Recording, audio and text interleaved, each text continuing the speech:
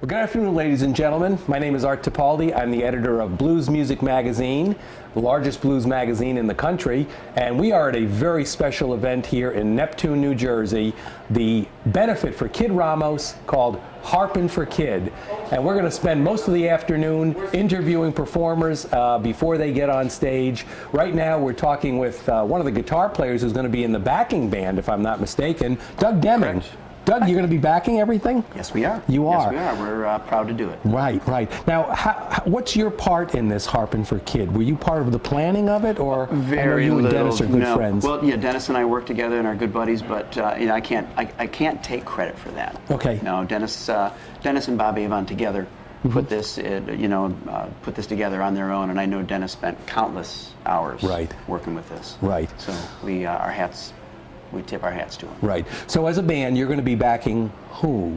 Well, String Bean's going to lead it off with his group, Yeah. and then my regular group with Dennis will get up, and we'll do a set, you know, as our normal touring program. Yeah, and, your Cortez Kitchen Sunday afternoon set. Exactly. Yeah. We'll have a ball doing it, and then we're going to bring up Steve Geiger. Okay. And who's one of our absolute favorites.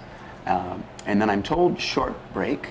And then we'll back Kim Wilson and then Rod Piazza. Cool. So I'm told. Now, have you backed any of these performers? Actually, backed them all. You have? Yes. Wow. Yeah, which was probably why we were the choice to do band. this. We've got some experience with everybody. In fact, of the whole crew, the only one I've personally never met was Kid. Yeah. Which is bizarre. Well, and it's awesome. So I got to meet and play with him a little bit last night. Nice. And, I'm sure he's going to come up and whenever he feels the muse, jump up and play with us. As a band leader, what's it like backing three different harmonica players? What's your biggest challenge going to be? Like every night, listen. Mm-hmm. Just listen to what everybody's doing, react, and as a sideman and a band leader, backing someone really, no matter what the instrument is, our job is to make them sound as good as they can sound. And that's we take that seriously. So that's what you're doing here today. Can you tell our viewers a little bit about the Doug Deming Band and how long have you been around? How long have you been around? I've been around a while. I've been around a while. Honestly, I've been touring since the late '90s. And Dennis and I have been partners for a number of years now. So we do all our touring together. Right.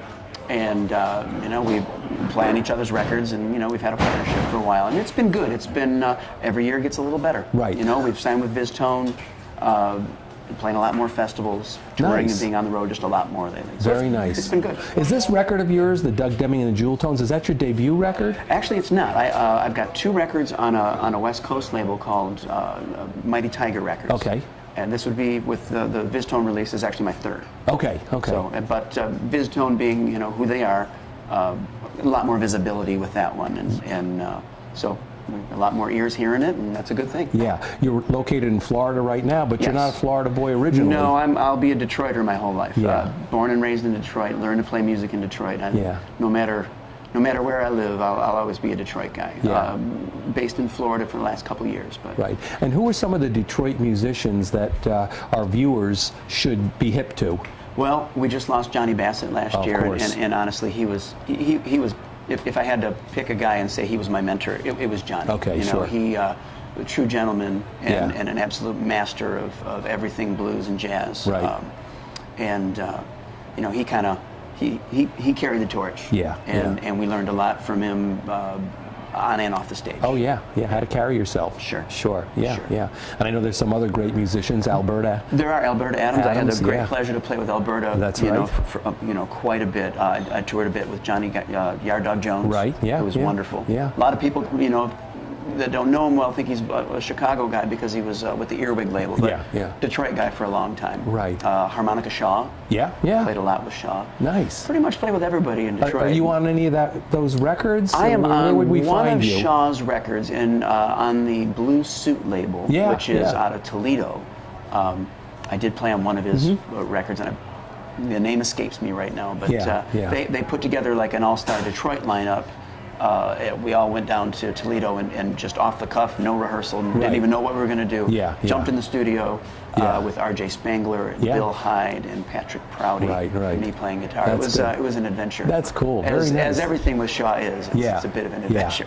What's the blues scene like down in Florida compared to what you left in Detroit? Besides the fact it's warmer. It's warmer. It's a little different. Yeah. It's a little different. The scene in Florida is very fertile because, well, we have people that are on vacation. Yeah. People that are just, we have a lot of snowbirds. Right. They come down and they've got time. Yeah. They've got a little expendable income and they go out a lot. So there's definitely more opportunity.